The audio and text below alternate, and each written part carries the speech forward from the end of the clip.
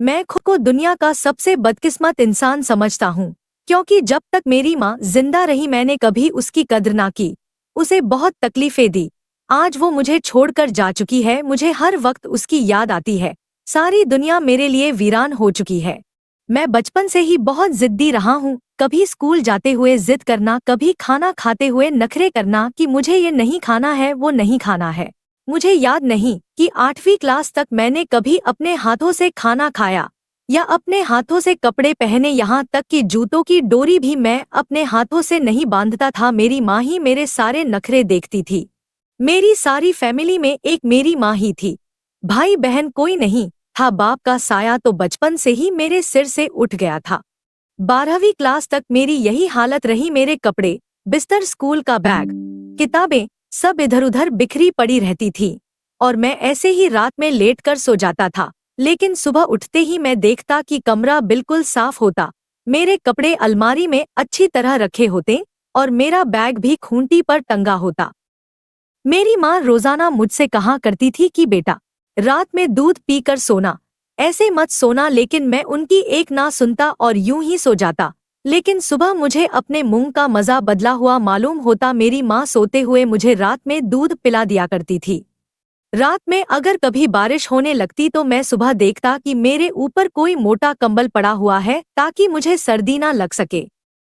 मुझे घर में हमेशा दो चीजों से बहुत ज्यादा चिढ़ थी, एक उस सिलाई मशीन की खट खट की आवाज से जो अक्सर 12 से 12 घंटे तक चला करती थी, और दूसरा रोटी के किनारों पर अक्सर घी लगने से रह जाता था तो मैं गुस्से में रोटी छोड़कर बाहर चला जाता था। मुझे इन दो चीजों से हमेशा से चिढ़ रही थी। मुझे जब भी ज्यादा पैसों की जरूरत पड़ती तो मैं घर आकर माँ से कह देता कि मुझे इतने पैसों की जरूरत है, और फिर क्या देखता कि जो सिलाई मशीन की आवाज अभी तक 12 घंटे तक आती थी वो बढ़कर 18 घंटों तक आने लगती। मुझे आज भी वो दिन याद है जब स्कूल में एडमिशन के लिए मास्टर जी ने मुझसे कहा था कि 1500 रुपए तुम्हारी एडमिशन फीस लगेगी। शाम को मैं घर वापस आया और अपनी माँ से कहा कि मुझे कल 1500 रुपए चाहिए, वरना स्कूल में मेरा एडमिशन नहीं हो पाएगा। इतना कहकर मैं अपने कमरे में जाकर सो गया। उसी रात 2 बजे मेरी आंख खुली तो घर के बरामदे से मुझे किसी के रोने की आवाज सुनाई दी। मैं उठकर बाहर गया तो क्या देखता हूँ कि मेरी माँ मोटे शीशों का चश्मा लगाए बहुत देर से मशीन की सुई में धागा डालने की कोशिश कर रही है और उसकी आंखों से आंसू भी बहे जा रहे हैं। माँ की यह हालत देखकर मेरी तो रूह कांप गई। मैंने माँ से कहा कि माँ, इतनी रात हो रही है, आप अभी तक काम कर रही हो? मेरी आवाज सुनकर माँ एकदम से चौंककर मेरी तरफ देखने लगी और दुपट्टे से आंसू साफ करते हुए मुझसे मुस्कुरा कर कहने लगी, अरे बेटा, वो सामने वाली जो तुम्हारी काजल आंटी है, उनके यहाँ कल शादी है। उन्होंने कहा था कि अगर मैं उन्हें 2 सूट कल तक सिलकर दे दूं तो वो मुझे 1500 रुपए देंगी, लेकिन देखो ये कमबख्त धागा सुई में जा ही नहीं रहा है। मैं बहुत देर से परेशान हूँ। माँ की ये हालत देखकर मैं उससे जाकर लिपट गया और जोर जोर से रोने लगा। मेरी माँ ने मेरे सिर पर हाथ फेरते हुए कहा, बेटा, तुम परेशान ना हो, मैं तुम्हारे पैसों का इंतजाम जरूर कर दूंगी।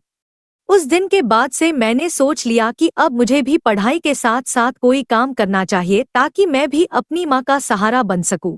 इधर मेरी पढ़ाई मुकम्मल हुई तो मुझे एक अच्छी नौकरी मिल गई। मैंने जब घर आकर अपनी माँ को नौकरी के बारे में बताया तो वो बहुत ज्यादा खुश हुई और फिर चीनी के डिब्बे से 20 रुपए निकालकर मुझे दिए और कहा, बेटा, जाओ जल्दी से इन पैसों से मिठाई ले आओ, मैं आज अपने हाथों से तुझे मिठाई खिलाऊंगी।